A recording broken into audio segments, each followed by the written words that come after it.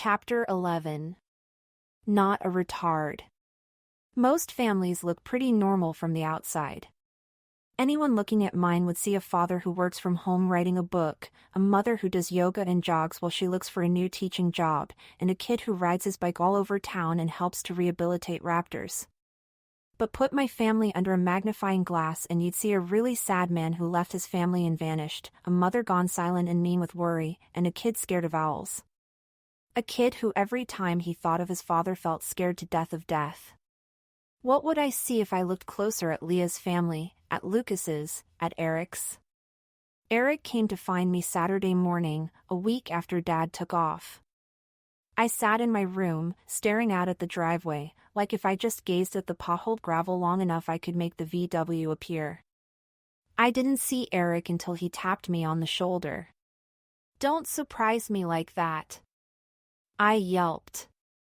His hair had a greenish tinge.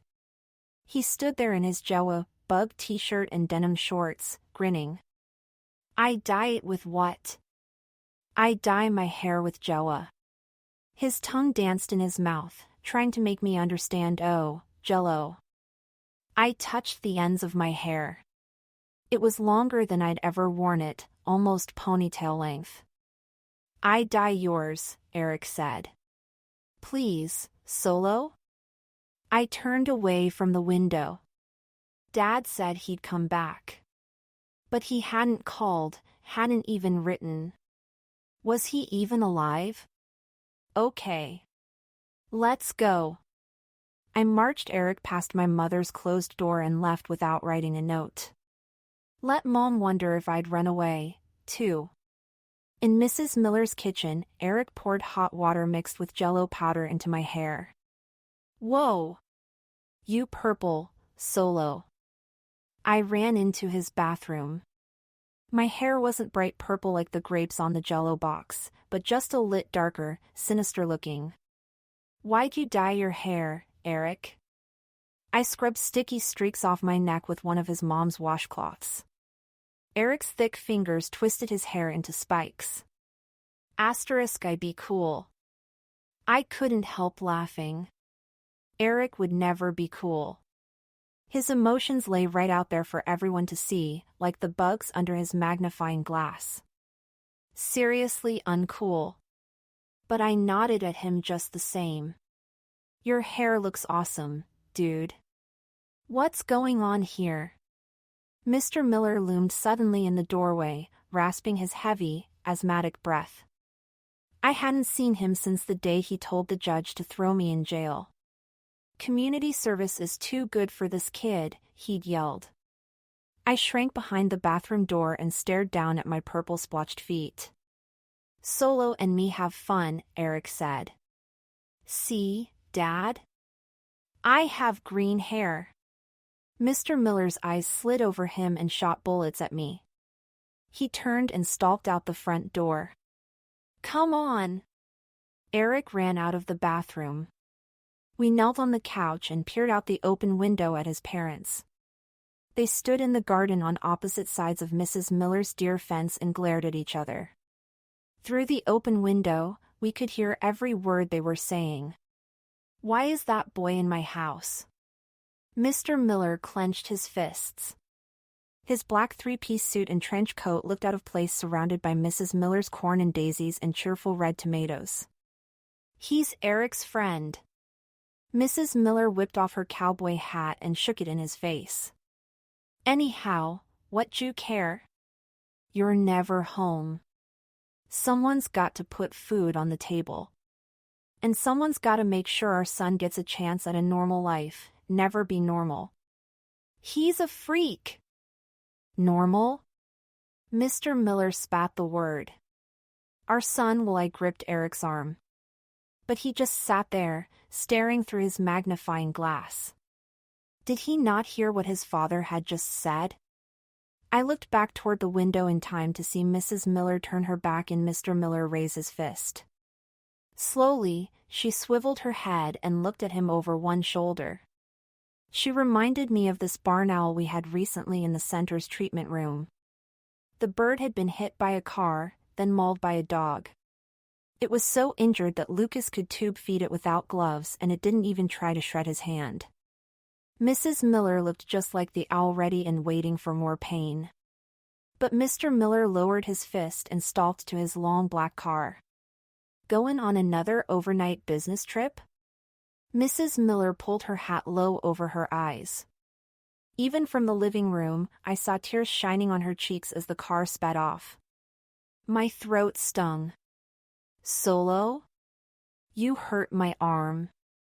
Eric pulled out of my grasp and rubbed the white marks I'd left on his sunburn. Then, matter-of-factly, he said, my father hate me. He doesn't hate you, I said. But I knew how he felt. Mine had left me, too.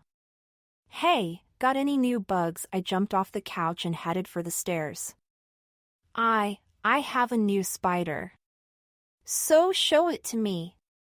He followed me slowly up the stairs. We sat studying the spider's hairy legs through his magnifying glass when Mrs. Miller walked in. Her hands were muddy, and she had a big streak of dirt across one cheek, but her voice came out light, carefree. "Wanna go downtown, partners? You can hang out in the arcade while I shop." The arcade. I hadn't played video games since I'd sold mine at the yard sale. Cool. Eric slapped me 5. I slapped him 10 just to make him laugh. I better call my mom first, I said, picking up the phone's receiver. I dialed the phone and listened to it ring. What if Dad picked up? I pictured how I'd drop the phone and sprint home on the dirt path through the forest, saw myself give him a huge hug and ask him to go hiking up Spencer Butte. Then he'd see that there was no reason to drive away again. "Hello," Mom said into the phone, too quickly, so that I knew she'd been hoping for my father's voice instead of mine. Words trembled on my tongue. I'm going to the arcade with Eric." "That's fine," she sighed. "Have fun. Call Mrs. Mill's cell phone if Dad comes home," I said, super casual, like he'd just gone out for a gallon of milk. "Okay? Okay," Mom echoed. I hung up the phone. On the way to the arcade, Mrs. Miller kept acting normal, like she wasn't married to the Lord of the Dark Side. But if you looked real close, you could see mascara smudged under her eye like a bruise. "How's your daddy?" she asked me. My shoulders twitched. "Fine. He's off on a business trip for a couple days." "Really? Where to?" I'm not sure." I looked out the window at the homeless people sitting near the fountain decorated with a school of metal salmon. Had he gone to join them? Or was he holed up in that expensive hotel right on the river, ordering room service and watching Osprey go fishing in the river? Wherever he went, why didn't he take me with him? Mrs. Miller pulled the truck into the parking lot for the Down-to-Earth store and climbed out. "I've got to find something to stop the deer, the slugs, and the cats from picnicking in my garden. Otherwise, we won't have corn on the cob for Eric's birthday next month." To which she kissed my head. "You are invited." Eric clapped his hands. "I be 15. I resisted the urge to rub saliva out of my hair and rook the stack of quarters Mrs. Miller handed me. "Thanks. Meet chow back here in 1 hour." She started to walk toward the garden store. Then she stopped and winked at me. "By the way, partners, nice hair." Eric giggled and led me down the street toward the arcade. Right as we opened the door, 2 boys pushed past us, the same ones I'd seen at the canal the day Eric and I went fishing. "Hey, look," said the one with the missing front tooth. "It's Killer and the retard." Nice magnifying glass, dingbat. My heart began to flutter on nervous wings in my chest. "He's not a retard," I muttered. "Leave him alone." The short kid with the bandana and the baseball cap stepped back, but Missing Tooth snarled like a mad dog. "Don't mess with us, trailer trash." The sun beat down, bouncing heat off the sidewalk. My hair felt sticky. A drop of sweat popped out on the back of my neck and crawled down my spine. Come in or shut the door. A big guy waved a tattooed arm at us from behind the arcade counter. You're letting the air conditioning out. Missing tooth wouldn't bother us with an adult around. Let's go. I pulled Eric inside. The two kids followed us, then brushed by and headed for the back of the arcade. That boy is mean. Eric peered after Missing Tooth through his magnifying glass. Then he slapped a stack of quarters on the Final Fantasy game. We do karate suddenly. I didn't feel like playing. I just didn't want to see dead people, even if they were pretend. I'm gonna play skee-ball instead. Okie doke, Solo. The skee-ball ramp stood off to the side, near an old Pac-Man game. I wandered over and dropped in 2 quarters. Heavy brown balls rolled toward me. I tossed them one at a time, aiming for the middle hole of the target 50 points. The short kid with the bandana and the baseball cap walked up to the ramp right beside me. He dropped in coins, and balls rumbled out. He's gonna crack me over the head with one. He started rolling balls at his targets. We dropped in more quarters and played without talking. At last, he spoke up. Heard you're working at that bird hospital. He was baiting me, trying to start something. I ignored him and concentrated on rolling balls. One bounced into the 50 hole. Light bulbs flashed on and off at the top of my ramp. Way to go. I whipped around to face the kid. He shrugged. No, seriously. You're pretty good. He was awful. Rolled the ball way too slow, so it bounced into 10-point holes only. You have to roll it harder, like this. I curled my hand under the ball, swung my arm back, and let go. The ball rolled, caught air, and dropped into the 50 hole. Light bulbs flashed again, and music jangled. The kid tried to copy me. He swung his arm back and rolled.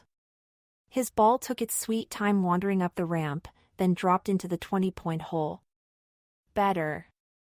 I looked sideways at him. He tossed a ball up and caught it, then opened his mouth like he wanted to say something.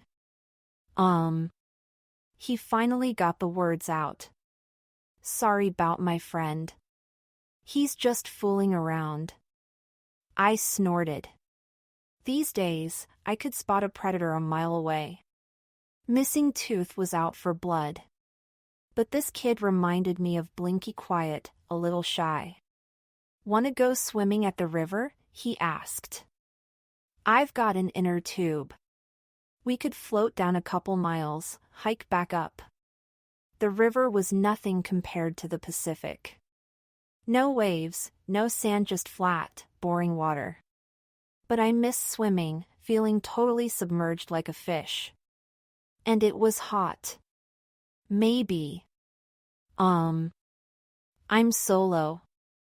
I know. I'm Cody. How'd you know my name?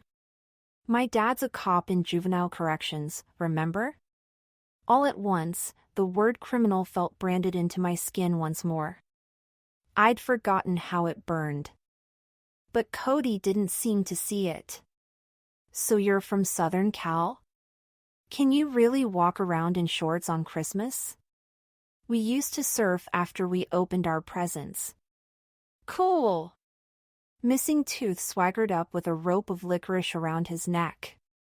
Look what I won, suckers, swimming with us. Hey! Cody socked him in the arm. Solo's coming, whatever, Missing Tooth said with his mouth full. What about him? We all looked at Eric. He'd used up his quarters, but he was still pretending to play Final Fantasy, pushing buttons and gnawing on his tongue. Missing Tooth snickered. We could walk right out the door and he wouldn't even notice. Words formed in my head. I'll be right back, Eric. Or, do you want to come swimming with us? But they didn't come out. Where'd you swim? I asked instead. We got a sweet spot, a secret. Missing Tooth narrowed his eyes. But you gotta swear never to tell another soul. Not even your best friend, there. He's not my best friend. I swear. We'd be gone just a few minutes, back before Eric even noticed. I started to tiptoe out behind them. Then I stopped.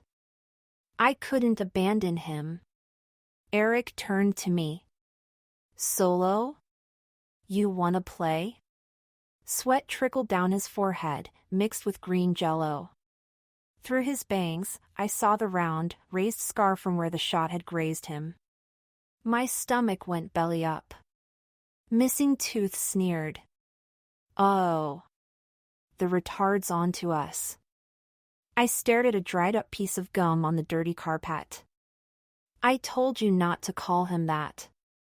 Instantly, Missing Tooth was in my face.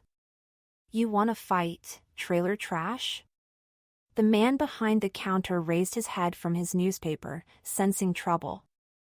Through his eyes, I saw how the movie might end. Fade in. Exterior. Arcade day.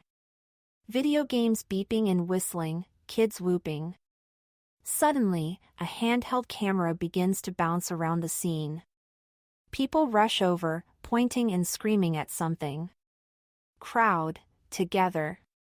Get him, Missing Tooth, kick that guy's butt. He's a criminal. Show him who's boss. Close-up of blood spatters on the carpet, pan out to show a boy with long white hair pounding another boy's head into a pinball machine. A boy with Down syndrome, one case on, hands helpless at his sides. The injured boy slumps to the carpet, his head gashed and bleeding. Missing Tooth, that's for messing with me, trailer trash. Now I'm gonna waste your retard friend. Fade out. I don't want to fight, I mumbled to the boys in front of me. Cody shrugged and walked toward the door. Leave Em alone. It's too hot.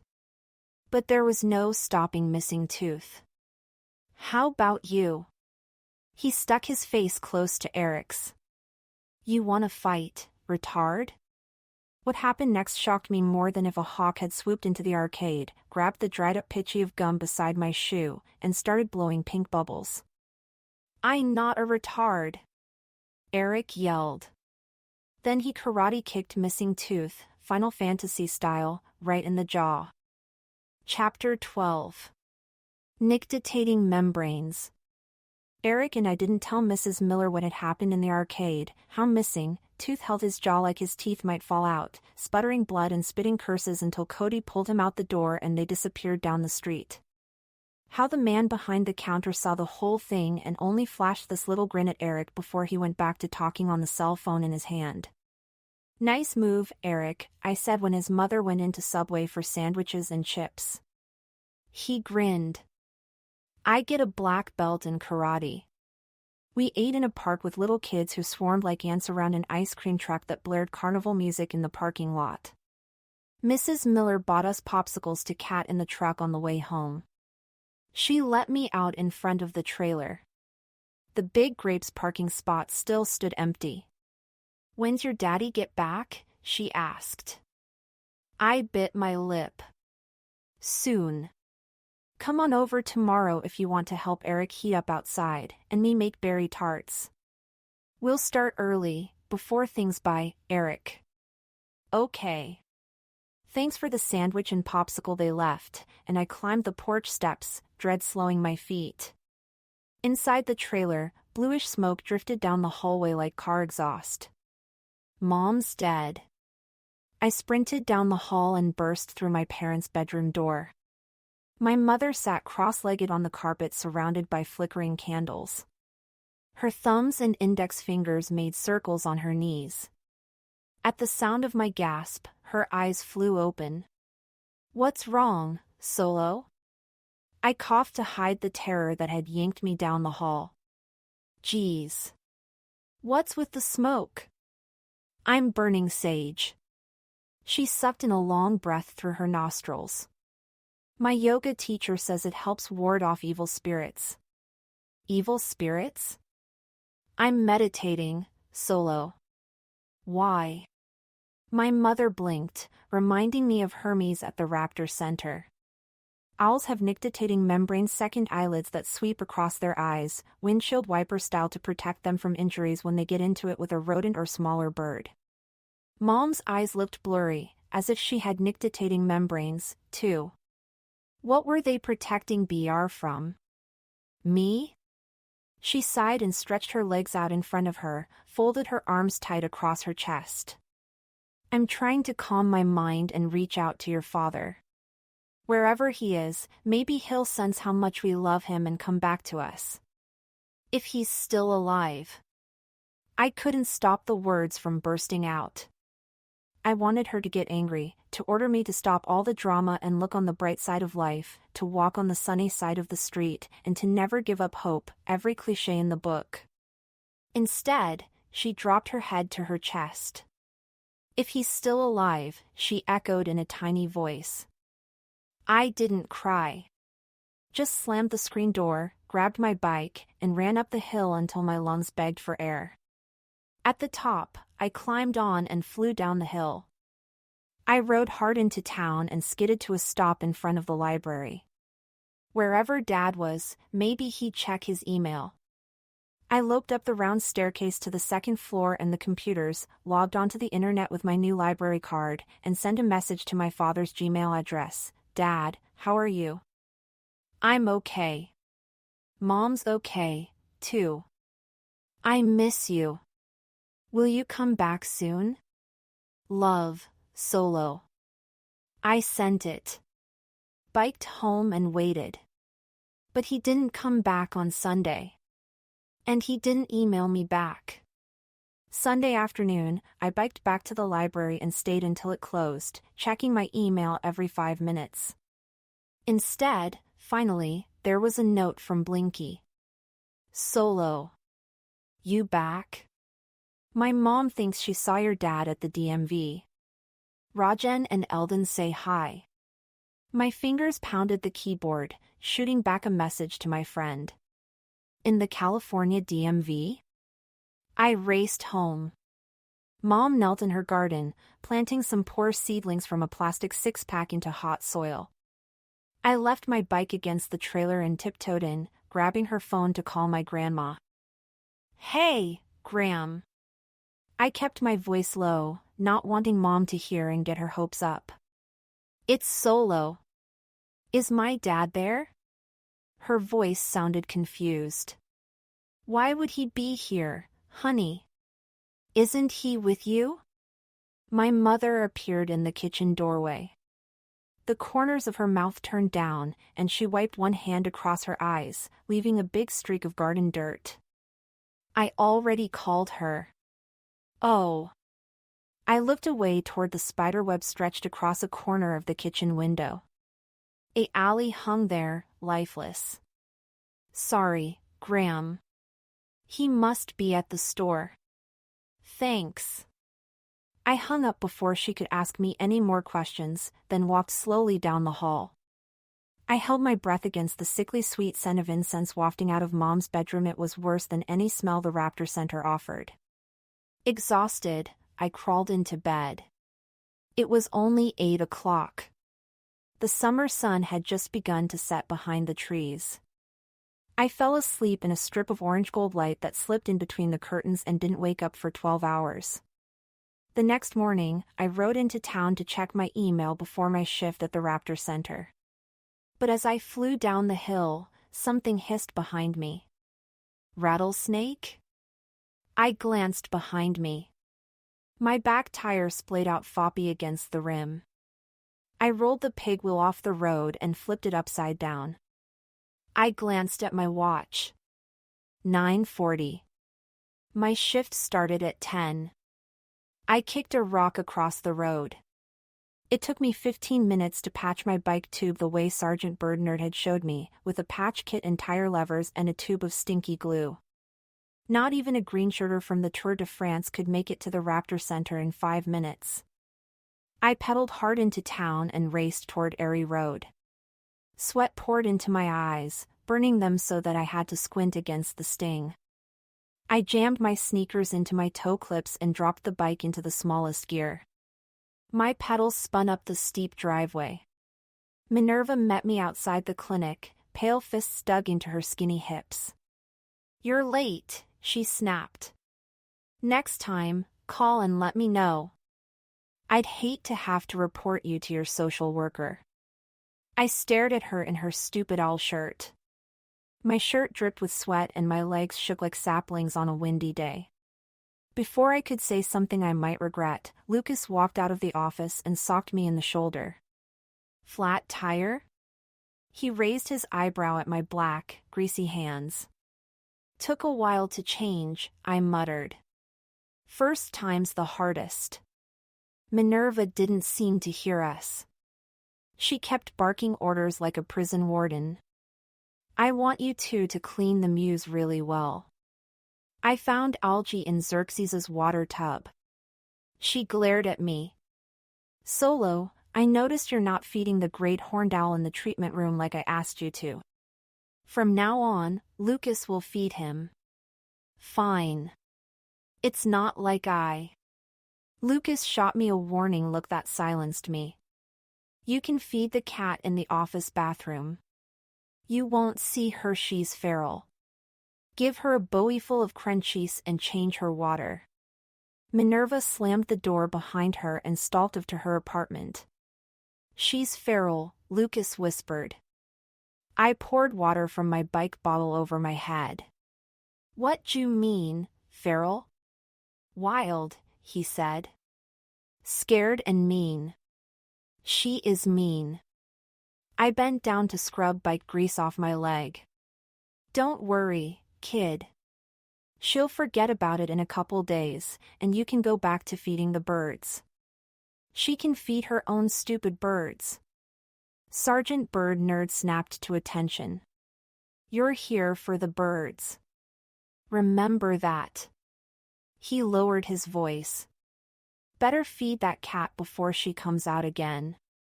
"I'm not here to help cats." I stomped into the clinic and threw down my backpack. From his mew, Hermes clacked his beak and leapt onto his pink tennis shoe. "I'm not here for you either," I muttered and stalked to the bathroom.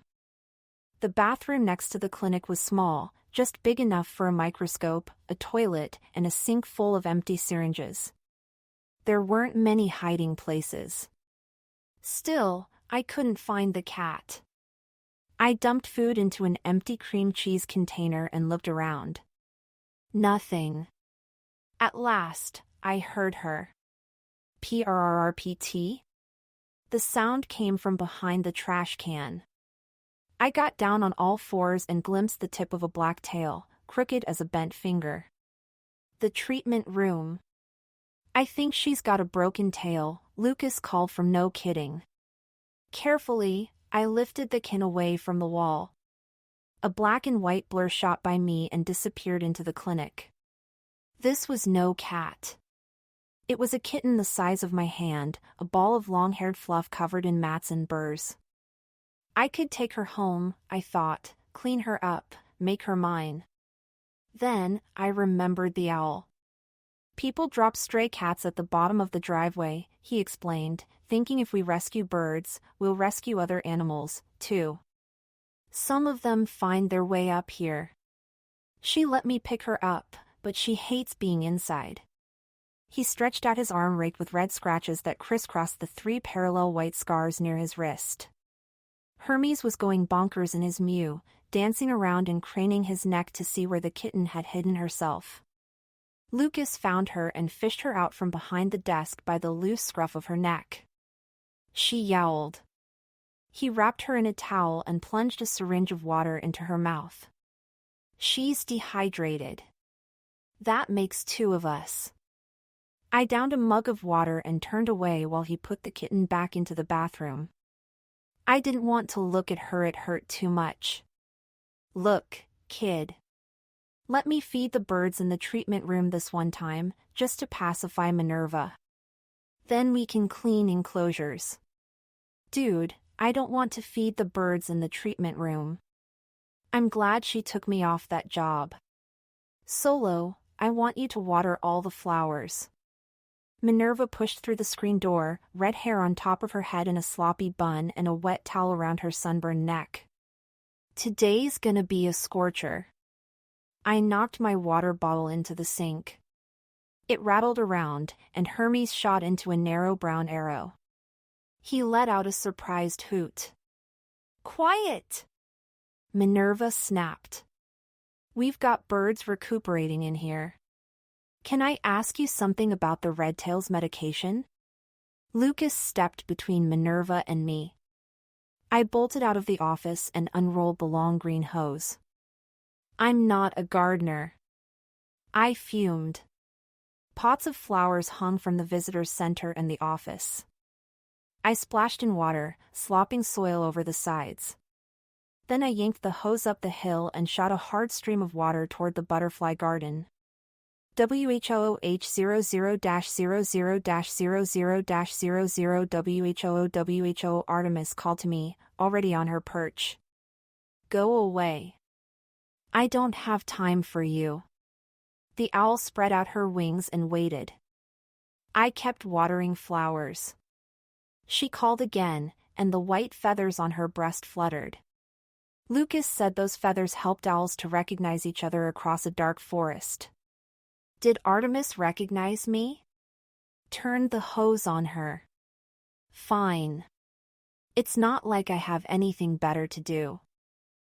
She tilted one wing down and closed her eyes halfway. Water drops beaded on black and brown striped feathers. I studied the yellow irises, her curved black talons gripping the perch. Minerva better keep that kitten away from you. Don't worry, I will. I hated the way Minerva always showed up beside me, like she'd been beamed from hyperspace. She stood there smiling at me, like we hadn't just gone 15 rounds together before she knocked me on my butt. Would you like to go with Lucas to the coast on Saturday? He's releasing the great horned owl from the treatment room, the one you helped to rehabilitate. I looked sideways at her. My shift's Monday through Friday, remember? Something bothering you, Solo? You seem edgy today? So do you. I bit the words back too late. My community service was supposed to last another 2 weeks. If Minerva fired me from the Raptor Center, would I have to go to jail? She only nodded. You're right. I am edgy. I lost a bird today. Lost a bird? I scanned the cloudless blue sky, peered into the tops of the firs. Where is it? She didn't answer. You mean, it died? She pressed her knuckles against her lips. One of the red-tailed hawks. She contracted a virus. I whipped around to stare at the hawk mew. Only one bird sat on the perch, head drooping. They'd like to sit side by side, sun gleaming on their red-feathered tails. TM. Really sorry. Now I understood why people apologized after a loss. When someone dies, there's nothing else to say. Death sucks, I mumbled. Why was my father so obsessed with it? Minerva folded her arms across her chest. If you're going to participate in life, to fight for it, you've got to renegotiate death every day. I know that. But to lose a hawk today, on the anniversary of my mother's. Her voice trailed off, and she looked past Artemis at something I couldn't see. I used to be a whitewater rafting guide in Alaska. My mother came up to visit. She drowned on a river run. Not my fault, she was in someone else's boat, and it hit a hole. Her throat bobbed, and she closed her eyes. That evening, I saw a snowy owl on my cabin roof. They're magnificent birds, huge and pure white. I guess you could say that night was my kriya. It's a Sanskrit word. She reached for the hose and began to shower Artemis. Means spiritual emergency or surrender. I gave up everything that day. My mother, my job, my home. A week later, I moved here and started a new life. My father's gone. I wanted to tell her, but I couldn't say the words out loud. That would make them true. It's funny, Minerva continued. After a while, I stopped thinking about myself and focused on the birds, then, I began to heal.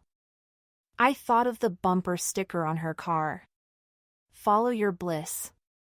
What if Alaska was your bliss? I asked her. She nodded. Thankfully, I think we're granted more than one bliss. The phone jangled from the office. Can you get that? I sent Lucas to the vet's office. I ran down the path and picked up the phone. Leah. Hey there, Solo, she said in her high-pitched voice. Is Minerva around? She's up with Artemis.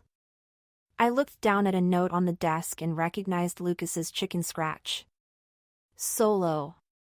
I'm releasing an owl at the coast Saturday. Want to come? Pick you up at your house, 3 o'clock. Call me. Lucas. Next to the note, he'd drawn a sketch of a great horned owl. A decent sketch. "Till leave Minerva a message that you called," I told Leah. Thanks. Hey, everything okay? You sound weird. Minerva said she felt better after she stopped thinking about her own problems and focused on helping someone else. But I was just a kid. What could I do to help anyone? Suddenly, I knew.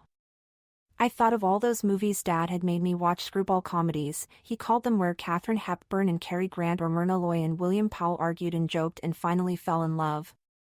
If I could write a screwball comedy on paper, why couldn't I direct a real-life romance?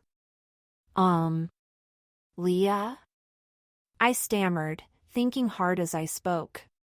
Lucas wanted me to tell you we're releasing that great horned owl at the coast tomorrow. Be at my house by 3 in the afternoon if you want to go. I gave her my address. I'd make sure to meet her by the mailbox, so she wouldn't see the trailer. She laughed. Awesome. That sounds like fun. See you tomorrow, then. Lucas would be so excited when he saw Leah the next day, all ready to go on a road trip with us. In spite of the fear that banged itself against the sides of my brain like a crazy caged bird, the thought of Sergeant Bird Nerd Happy actually made me smile. Chapter 13. Just let go. I'm going to the coast to release a great horned owl. My mother looked up from the laptop she'd borrowed from Mrs. Miller to conduct her endless sleuthing for my father. With whom are you driving an hour to the coast? Shouldn't you have asked me first? I couldn't afford to make her mad. I'm going with Sergeant, with Lucas from the Raptor Center. He's an adult? He's 25. He works with at-risk youth. I choked a little over the words. Mom closed the laptop and studied me. Since I'd finally pulled the bandages off my arm, 2 raised white scars were the only evidence that I'd been gashed by a giant bird. Why do you want to go, Solo? She asked me. I thought you hated birds, and the center, too. I stood there with my jaw hanging down, but the words wouldn't come out. Because I'm sick of thinking about myself. Because I'm sick of worrying that you might go even crazier. Because I'm sick of worrying that Dad might be dead. A knock on the door saved me from answering her. Dad? I yelped without thinking. But why would my father knock on his own door? Leah. I raced to the front door, combing my hair with my fingers. But Eric, not Leah, stood on the porch. He held out a book in one hand and a fuzzy black and orange caterpillar in the other. I scowled. What are you doing here? We catch bugs today? Sorry. I'm releasing an owl at the coast today. Where on the coast? I wasn't sure, exactly. It's where a lot of owls live. Go home, okay? I'll catch up with you later. Leah didn't need to see me hanging around Eric with his giant magnifying glass and his pink butterfly t-shirt. But Eric stood rooted to the porch. He held up the book. My father come home last night. He bring me this bug book.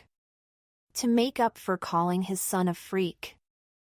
I peered down the empty driveway, then reached for the book. Let me see. I eyed through the pictures of beetles and centipedes. Cool. I gotta go. I turned to my mother. Shed reopened the laptop, but just slumped at her chair, staring into space. Bye, Mom. Mom? Startled by my voice, she sat up. Sorry. Be careful. Need some money? I grabbed my backpack and the crumpled $5 bill she fished out of her purse. Thanks, Mom. BYC. Eric trotted down the driveway after me. Who that girl? He pointed at Leah, who was walking up the driveway with her silver road bike. No way had she missed the tin can trailer.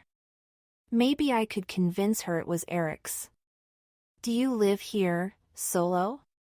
She tugged down the brim of her Dodgers cap. That's so cool! I've always wanted a trailer on some land. You off the grid? Off the what? Do you get your electricity from solar power? I don't think so. You could if you put solar cells on top of it. Eric stuck his hand out toward Leah. Eric Miller. Solo, my friend. I'm not his, he's my neighbor, I stammered. But Leah shook Eric's hand and looked into his eyes like maybe lots of her friends had Down syndrome. Nice to meet you, Eric. Coming with us? His grin nearly split his face in two. I am, Solo? Then Leah turned the full force of her smile on me. Serious solar power. Oh, fine. I shrugged. Go make sure your mom says it's okay. Hold my caterpillar. Eric dropped the fuzzy black and orange caterpillar into my hand and trotted down the path to his house. Leah laughed. I can tell you're a great friend, Solo. I stood there speechless with a bug crawling around in my hand. Nice of Lucas to let me come along, she said then. I didn't think he liked me much. Yeah. I remembered my plan from the day before to direct a real-life romantic comedy. Sergeant Bird nerd's pretty cool. But when Lucas drove up and saw Leah standing by the mailbox, he looked anything but cool. He almost ran her over. Good afternoon, he enunciated, getting out of his truck. The way his eyebrows thundered over his nosk, I knew it wasn't a good afternoon at all. He wore a ratty blue sweater that looked like a bird had nested in it, and his bandana was crooked. Real quick, he straightened it and smoothed down his blonde ponytail. His eyes fired a question into mine. What's she doing here? Leah's gonna help us, I said before he could give me grief. The eyebrows leapt into his hairline. I looked away. Why had I thought this would work? He hated girls. And now, he hated me. Mrs. Miller rumbled up in her truck. Eric jumped out with a huge backpack and his magnifying glass around his neck. My mother say go. Lucas looked from me to Leah. Who's this? Eric stuck out his hand. Eric Miller. Howdy, Mrs. Miller called out the window. So, you run the Raptor Center? He shook his head. I'm just a volunteer. We all are. Well, it's awful nice of you to invite Eric to the coast to release that owl. Well, no problem, Lucas said. Did she hear the annoyance in his voice, too? I dropped Eric's caterpillar on a nearby bush and yanked him into the back of the truck before Lucas could reconsider. We'll keep an eye on the bird, I called and jumped inside. The owl shifted in its pet carrier, covered with a sheet. Lucas walked over to close the tailgate. "Why's she here?" he hissed at me. I squirmed like one of the mealworms he fed to Hermes. "We needed help. It's a big bird, and I'm a short kid." Lucas looked down his hawk nose at me.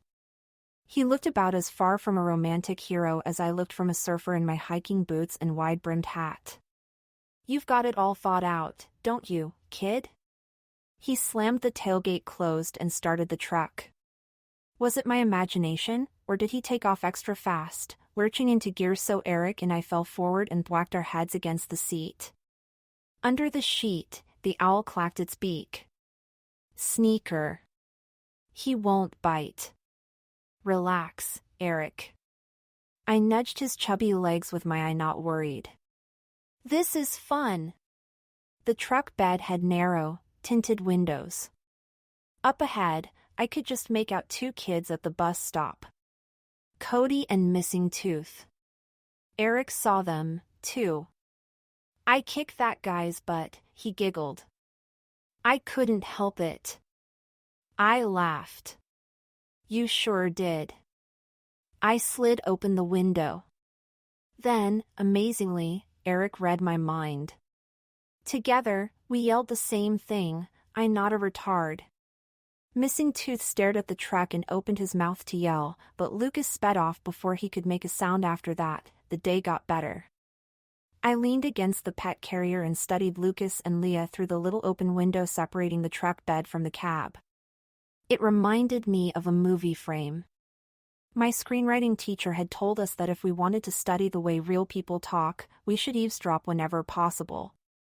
I pulled out my notebook and scribbled down as much as I could of the conversation in front of me. Nothing Oscar-winning, but it got better the longer we drove. Fade in. Interior. Truck day. Lucas and Leah sit on opposite sides of the long bench seat, silent as hawks. His back is sergeant stiff, and he grips the steering wheel with both hands. She leans against the door, looking out the window. Finally, she turns to him with her eyes blue as the summer sky. "Leah. Thanks for asking me along on the trip. I'm writing a report on raptor rehabilitation for my environmental studies class." Lucas. Like he's a professor. "Owls are fascinating. They're at the top of the food chain, so we can study them to see the effects of pesticides and environmental changes." Leah nods. Then she reaches into her backpack and pulls out a paper bag. "Leah. Want a cookie? They're chocolate chip. I just baked them this morning." Lucas bites into the cookie she hands him. Suddenly, he smiles. "Lucas. I'm impressed. You know how to hold owls and bake cookies. Can I have another one?" "Whatcha writing, Solo?" Leah interrupted my screenplay and pushed a handful of cookies through the window. "Oatmeal chocolate chip, still warm. You guys okay back there?" Eric popped a cookie into his mouth. "Smells like trash," he said, spraying crumbs. My stomach lurched. The truck bed did smell like garbage Raptor Center garbage. It pretty much killed my appetite. "Hey, Lucas. Don't you wash this thing after you dump the trash?" I called through the window. Lucas glanced at me over his shoulder. "Why, I'm sorry, Solo. I didn't realize you'd be riding in the back this afternoon. Otherwise, I would have hung up an air freshener." The truck rounded a corner. Fur-covered mountains spread out before us. In the middle of all that green stood one lone hill, bald and brown. Lucas shook his head. "Wow. 2 weeks ago, that was covered with trees. Betcha some landowners just made a fortune clear-cutting it and selling the lumber. Rajan used to get a kick out of pretending he was a Buddhist monk. It was when we were studying haiku basho and Isa and those guys in class. He'd sit cross-legged and sober up his face, eyes half-lidded. If a tree falls in a forest and no one is around, heat and tone, does it make a sound? Stupid question. There's always someone in the forest, someone listening when a tree falls. The bare mountain depressed me. I turned to Eric. Hey, know what kind of raptors live in those Douglas firs? He barely heard me. His eyes stayed fixed on Leah, a big grin on his face. She pretty, he said. Dude. I shook my head. She's in college. Way too old for you. He shrugged. I love that girl. I understood. I guess I sort of loved her in a way, even though I knew it was impossible. Maybe Lucas was beginning to love her a little, too. Hey. Lucas stretched his right arm across the top of the bench seat. Did you hear about the woman who lived in a tree for 2 years to protest logging?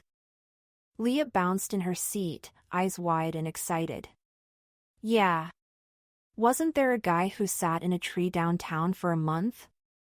Now they were off, chattering about people who lived in trees, slept in trees, and chained themselves to trees to keep loggers from chopping down forests. Eric gave up staring at Leah and turned to the pet carrier. He lifted one corner of the sheet. The great horned owl huddled in one corner, a trembling pile of brown and black feathers. He hissed when he saw us. I wouldn't feel too sorry for him, I told Eric. After an hour, Lucas slowed his truck to make a left turn. For a while, we followed a river bluer than the one that ran through our city. I showed Eric a big osprey nest on a piece of plywood nailed to a long post. They're fishing birds, I told him. Big black and white guys who swoop down and grab trout in their talons. The air cooled, and I smelled something familiar, kelp and salt water. Here we are. Lucas called. I followed his finger to the long line of blue stretched out between sand dunes. The ocean. Eric held up his magnifying glass. I see sharks. You can't see sharks from the land, I began, then gave up. Are we getting out soon? I had to see those waves. Soon. Lucas drove a while longer, then pulled into a parking lot. He hopped out of the cab and swung open the tailgate. How's our owl? Scared. I jumped out, sucking in salty air. Pines bent into weird shapes stood around us, hiding the ocean from view. Don't we have to hike a little ways to get to where they found the owl? Lucas opened the passenger door for Leah. Eric jumped to the ground, shouldered his mammoth backpack, and walked over to her. I have more cookies? She shook the paper bag, giggling. Lucas ate them all. Now Sergeant Bird Nerd was all business. Let's get the owl out of the hot truck. We don't want to release him all dehydrated. He lifted the pet carrier. We walked after him past the parking lot to a sandy path and followed it to a pond, dark water surrounded by more crooked pines. The owl rustled and screeched. He knew he was home. But when we got to the pond, instead of just setting down the pet carrier and letting him go, Lucas decided to make a speech. 2 kids found this owl here. He put the carrier on a tree stump and straightened his bandana over his ponytail. The owl flew into a power line and got electrocuted, then fell to the ground and got tangled up in fishing line. He should have died, but he's strong proof that no matter what life throws at us, we can survive. Leah reached out and touched his ratty sweater sleeve. Lucas cleared his throat and met my eyes. Thanks to us, this owl is ready to fly free. Fly! Eric cried. Leah knelt and pulled the sheet off the carrier. The owl stared out from between the bars, yellow eyes locked on the trees. Lucas pulled on his leather gloves and tossed me a pair from his backpack. Here, kid. What are these for? You get to release him. Me? I jumped back. Lucas pinned me with his eyes. You. Me. I pulled the gloves over my hands, heart thwacking in my ears. Lucas reached into the carrier and scooped up the owl. The bird's feathered toes looked enormous. Each black talon had its own little sword, and his hooked beak was another. 9 weapons on one bird.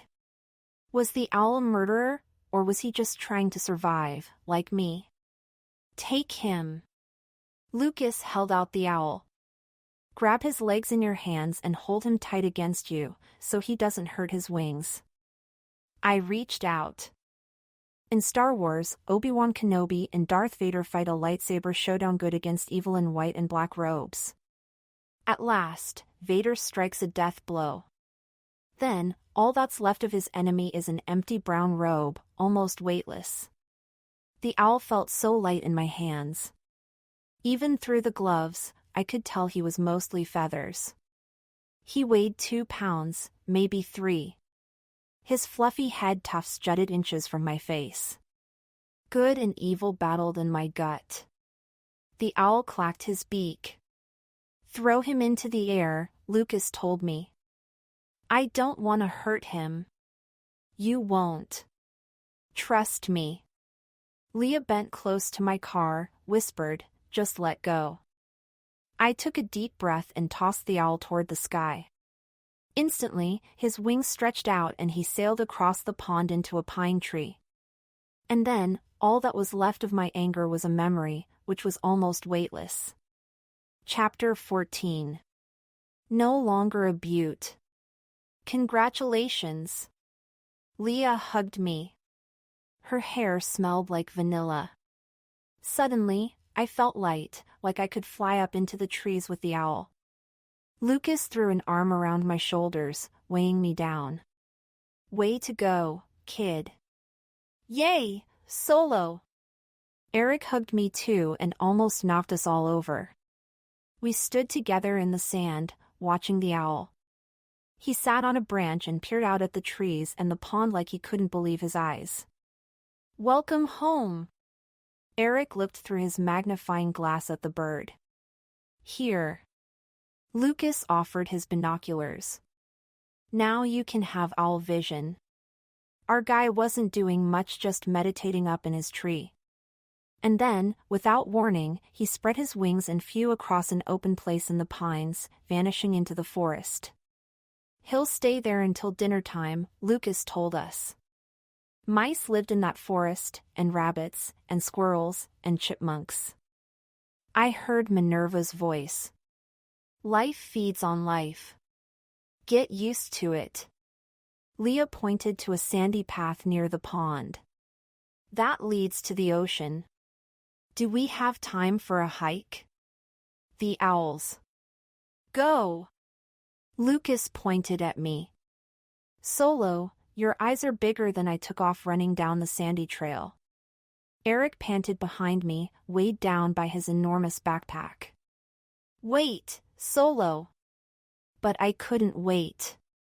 The ocean called to me. My feet flew, slipping and sliding over sand dunes, racing through pine trees to the edge of a low, sandy cliff. The beach stretched out empty and white.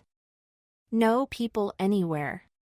Huge rocks stuck up from the water, and waves crashed turquoise onto the shore.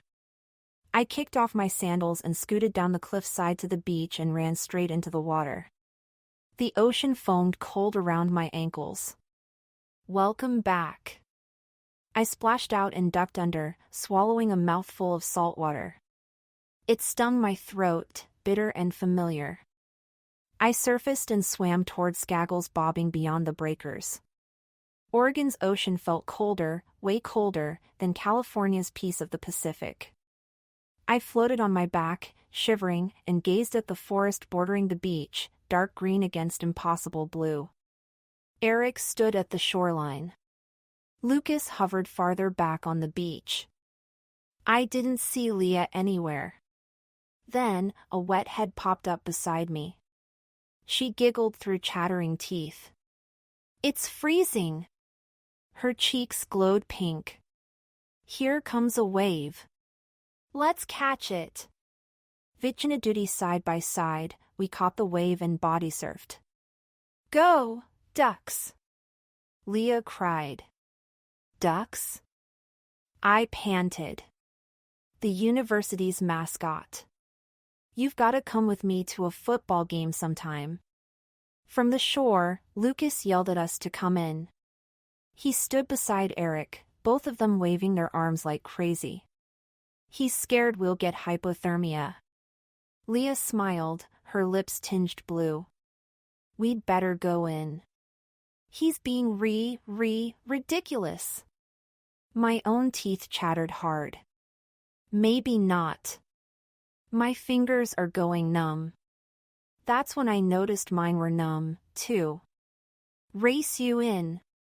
We swam hard toward shore. A wave glided up and I rode it in, landing almost at Lucas's sneakers. Leah body surfed just behind me. Lucas tossed me my sandals. You caught that wave like a pro. I learned to surf when I was 4. He dropped his ratty sweater over Leah's shoulders. She left the thing on, even thanked him for it. We collapsed on the sand and watched Eric stalk a flock of black-beaked birds skittering back and forth on the shoreline. A weird, creaky sound came from beside me. My stomach. Lucas's face flushed. Forgot to eat breakfast and lunch. My appetite had vanished after Dad left. But now I felt it gnawing around the edges of my hollow gut. Water bottle in the car. I'm thirsty. Leah looked back at the trail. I left my Eric reached for his huge backpack. I have food. No way. He pulled out a plastic bag full of Mrs. Miller's peanut butter and banana sandwiches. A green canteen of water came next, then apples, and finally, a package of Oreos. Woohoo! We slapped each other 5, and Leah hugged Eric. You're awesome. A slow pink flush stained Eric's cheeks. I give you all the cookies. He handed her the package, and she giggled. Lucas kicked back on the sand, watching them with the corners of his mouth twisted up. I wondered what he was thinking. With her hair all wet and saltwater drying like crystals on her legs, Leah looked like a mermaid. He must have noticed. I hoped Leah was thinking about Lucas. Eric was thinking about Leah, I knew it. And me? I wasn't thinking about Mom. I wasn't even wondering if Dad would return. I stretched out in the golden sunlight, one thought in my head, I have friends, good ones. I'm no longer a beaut. Why'd you and Lucas carry notebooks in your pocket? Leah tossed a crust of bread toward the shore birds. Is it something to do with the Raptor Center? Lucas and I blinked at each other. He pulled his notebook out of his back pocket and opened it. You did these drawings? Leah's eyes widened at the penciled hawks and owls. Lucas ducked his head. They're just sketches. They're not any good.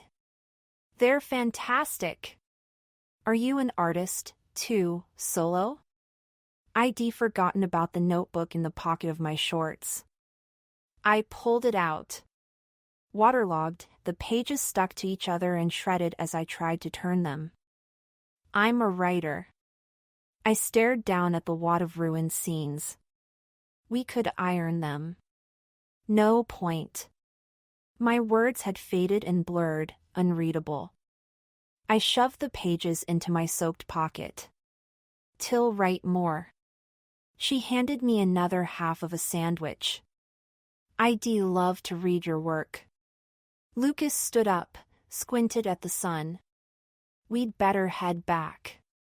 It's a long way back to the city. This time, we all rode in the truck cab, Lucas driving, Leah squashed next to him, me on her other side, and Eric pressed against the door. This is extremely illegal.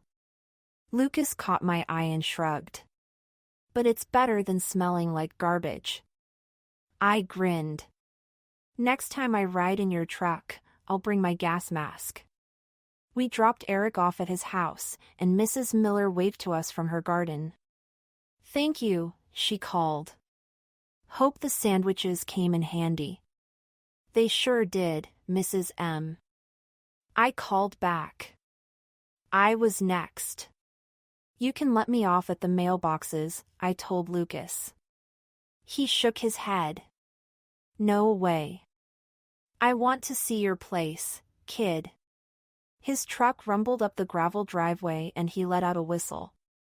"That's a sweet VW." My eyes bugged out. There in the driveway stood the big grape. "Dad." "Thanks, Lucas." "See you Monday, Leah." I leapt out of the truck and ran toward the trailer, yelling, "Dad? Hey, Dad?" He met me at the door. His arms went around me, and he squashed me against his chest. "I'm so sorry, Solo," he said. "I had to go." He pulled back and looked into my face. I got a lot of things straightened out in my head. And I made a decision. Over his shoulder, I saw my mother sitting at the table with her hands folded, her face inscrutable. Are they getting a divorce? Is he leaving us for good? "Son," my father said, "we're moving back to California." "Son," my father said, "we're moving back to California." Chapter 15. Parents equals chaos. Up until my father tried to commit suicide, I had a good life. I went to school, surfed, played video games, hung out with my friends, and wrote screenplay scenes. It's hard to see what's missing from your life if you haven't lived it yet. I hated Dad for being depressed, hated Mom for making us change everything. How could I have known the change would be good? I couldn't point to the moment my new life began to mean freedom instead of prison. Maybe it was the day I hiked to the top of Spencer Butte and got a wide-angle view of the world. Maybe it was the afternoon I met Lucas or Leah, or even Eric. Maybe it happened the instant I released the great horned owl in the forest. All I knew for sure was that Dad's words should have made me rush to my room and start packing for migration down south. Instead, the words lodged in my chest like an indigestible rat bone. "Moving?" I choked. Dad's eyes filled with tears. "We robbed you of a wonderful life, son. You had everything." He pressed his fingers against his eyelids. I drove down to Los Angeles to meet with my old boss. He said I can have my job back. A book. I glared at him. "I thought you were gonna write," he sighed. "It's not that easy, Solo. You can fill page after page in those notebooks of yours. And it's good stuff." He shrugged at my surprised look. "Tvi read your scenes. You're a born writer." "So are you." I shot back. "We've got to return to California," Dad said. "We tried an experiment, and it failed. You didn't give it a chance. You never even went outside." Beside me, my mother inhaled one of her deep yoga breaths. She stood and exhaled loudly, put her hands on my shoulders. "Don't you want to move back, Solo?" She waited a long time for my answer. Everything around me waited, too. The cicadas stopped chirping in the yard. The frogs down by the pond stopped croaking. Even the hawk on the telephone pole sat motionless. Finally, I spoke. "I don't know."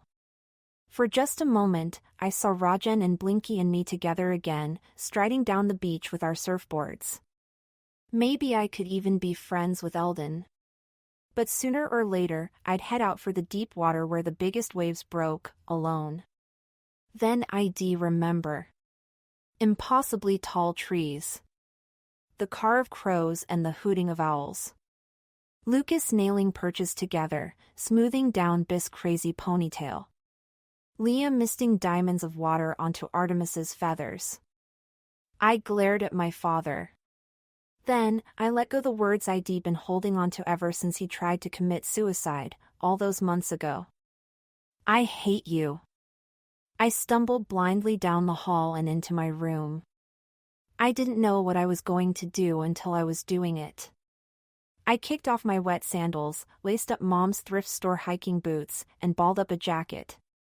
I wrapped the Darth Vader bank in a blanket, muffling the jangle of falling coins as they fell into my backpack.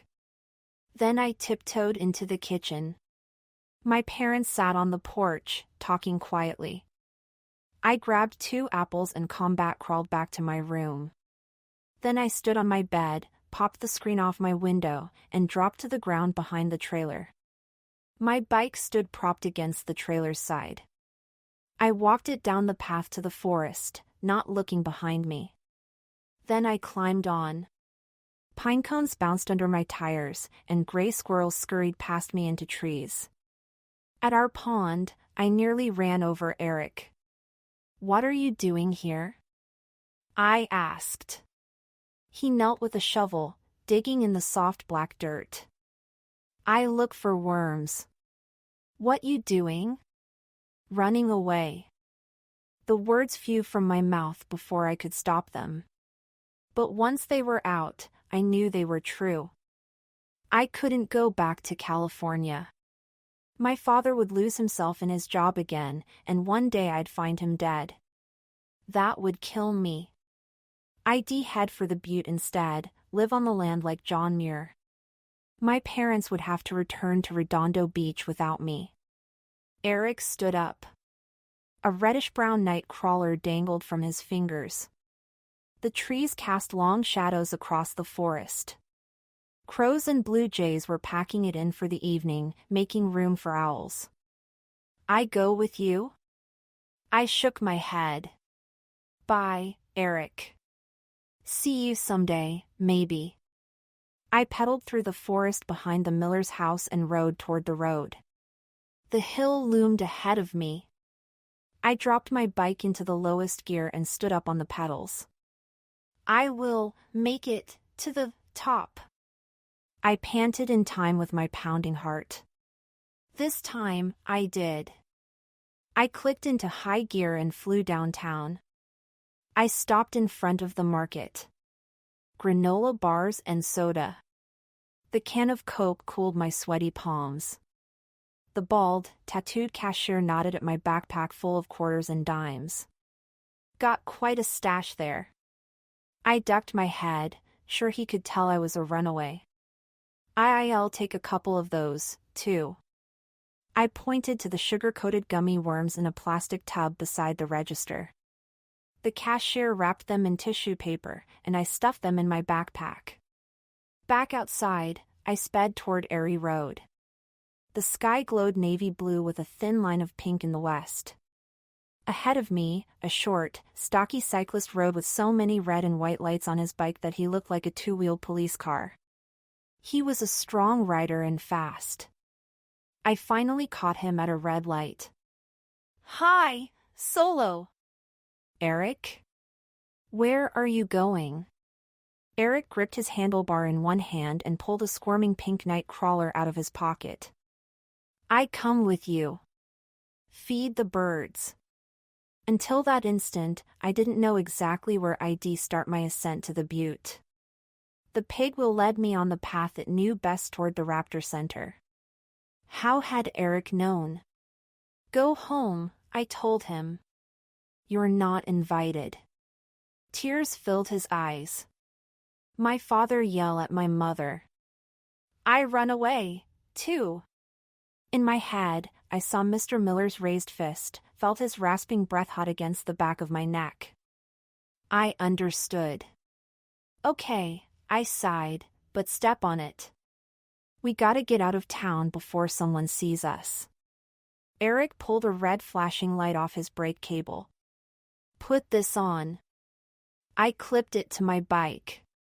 "Thanks." We pedaled up Erie. 3 deer burst from the bushes and stepped onto the road. Eric and I slowed to a stop, and he held up his magnifying glass. The mother deer pranced across the pavement, but her two fawns paused and stared at us, black tails twitching and big cars swiveling. "Better get out of the road," I said, my voice too loud in the near silence of early evening. The fawns bounded into the forest after their mother. "Watch out for her," I muttered. Parents equal chaos. "I miss my mother." Eric's face glowed pale and the red light clipped to his jacket collar. I looked at the sun dropping low over the firs. Too late to go back. Yeah. He heaved a shuddering sigh and hunched over his handlebars. I know.